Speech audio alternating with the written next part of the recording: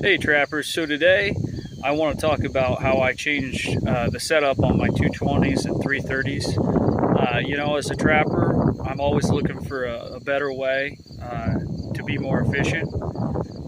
Some issues I ran into was I had a 220, the chain got busted one season. Luckily, I was able to get that red fox. And I know some guys who've dealt with 330s and catching an otter on the back half and having some issues. So I changed all my Conibears to this setup.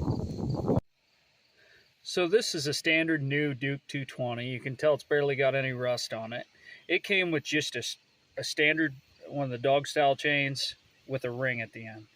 Now what I did was I went ahead, cut that. I added a swivel, and then at this end I added a swivel as well. That way if I catch anything and for some reason it's not a lethal situation, that animal, there's two swivels working to hold that animal in place. All right, so I did that on my 330s as well. This is just standard 220. Here's a Bridger 220 I purchased. This is how it came purchased. Okay, I do like that they add this clip on the end here, and then I think they just had the one swivel. No, they had both those swivels were already on there. So two swivels working for you. I just hate the trigger system on the Bridger 220s. That's way too much play for me. I wish they'd make that adjustment to the Duke where it goes off as soon as they touch it.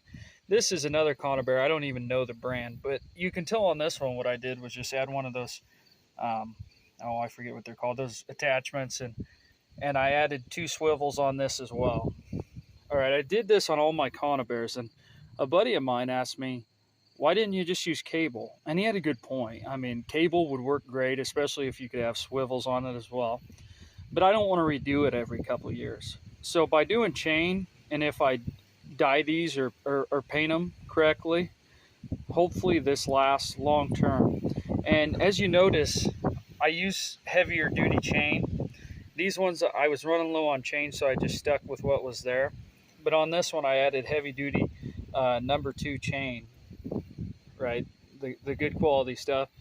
And so that's going to be my setup from now on Conibears. Just looking for a more efficient system, one where I don't have to deal with the chance of it breaking the chain and getting away. Also, I prefer magnums now. That's just something that's kind of occurred in the last year or two. I appreciate you all watching this video. This is just a quick video on what I did to make my Conibears more effective for my travel. Appreciate you all. Tight chains.